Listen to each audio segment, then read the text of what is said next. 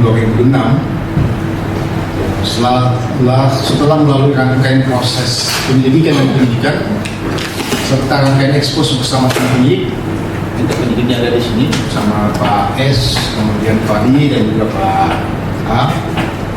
Itu kami kemudian telah menetapkan 3 tersangka dalam perkara dugaan tindak pidana korupsi pengelolaan keuangan pada PT Bank Pembangunan Daerah atau Bank Plat Merah Daerah pada tahun 2023 sampai dengan 2025.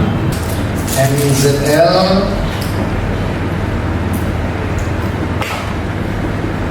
yang juga sudah sementara menjalani penahanan dalam perkara yang lain pidana umum. Kemudian tersangka YASB yang bekerja pada Bank Plat Merah dimaksud. Kemudian NDP yang kita tetapkan juga sebagai tersangka dalam perkara tindak pidana korupsi pengelolaan keuangan pada Bank Pembangunan Daerah Jawa Timur pada tahun 2023 sampai dengan 2025. Melalui serangkaian proses penyidikan, kemudian penetapan tersangka pada hari ini untuk YASB telah kita lakukan penahanan.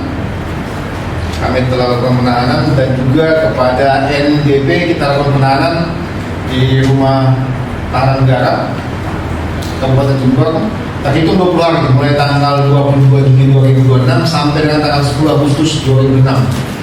Kami tim penyidik telah melakukan koordinasi dengan BPKP perwakilan Provinsi Jawa Timur terkait dengan metodologi perhitungan negara dan telah mendapatkan surat tugas terkait dengan perhitungan dari teman-teman BPKP dan alhamdulillah dalam proses berjalan proses perhitungannya estimasi melakukan kurang lebih 3 miliar. Penggelapannya seperti apa itu Pak? Menggunakan uang Bank Pembangunan Daerah tersebut dengan berbagai skema modus operandi yang melibatkan 3 pihak, yakni DH, kemudian MI dan juga MZL. Modusnya seperti apa? Seperti kami sampaikan tadi, penggunaan uang negara melalui Bank Pembangunan Daerah Jawa Timur, yang mana itu mengambil uang negara tersebut pada DPD di Jawa Timur. Kami menghindari penyebutan bank daerah dimaksud atau yang lebih tepatnya yang disebut Bank Plat Merah, karena memang untuk menjaga identitas nama perusahaannya. Barang bukti yang diamankan berapa? Dokumen surat ya, termasuk juga ada uang sudah dikembalikan sebenarnya. Aset tanah, kemudian juga sejumlah uang yang menjadi komponen kerugian keuangan negara untuk sebenarnya untuk menjadi uang pengganti pasal 18 ayat 1 Undang-Undang Biasa Semesta Junto 2021.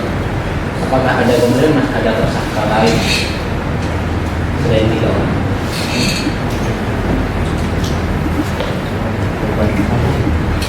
Terkait dengan apakah ada tidak tersangka yang lain dalam setelah penetapan 3 tersangka ini sebagaimana perkara suspek sebelumnya, itu kami nanti analisis alat bukti dari transaksi, alat bukti dokumen, kemudian barang bukti elektronik atau electronic evidence untuk menentukan ada atau tidak rangkaian perbuatan persoalan yang menjerat atau membuat ada pertanggungjawaban pidana yang bawa kepada DPR terkait.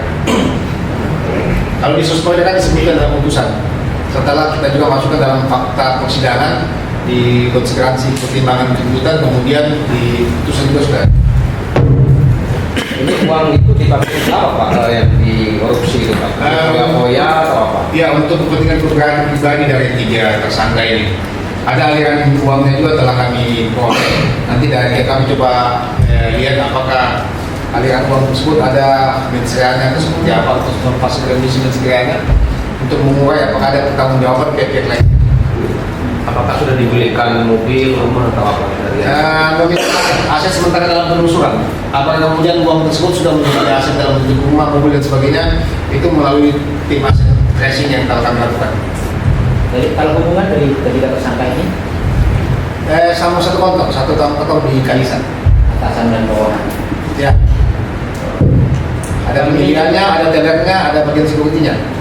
Ini murni dari kejaksaan yang mengungkap atau dari ada laporan dari Mekanismenya tentu ada dua, baik itu temuan ataupun laporan.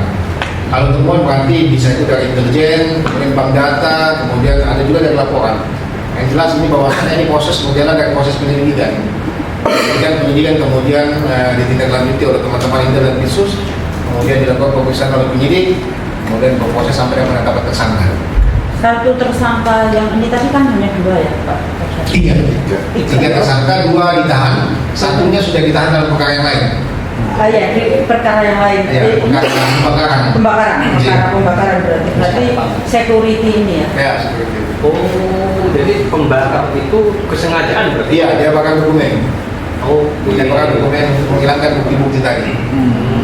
Seberapa banyak persentasenya hilangnya barang bukti akibat kasus itu Pak?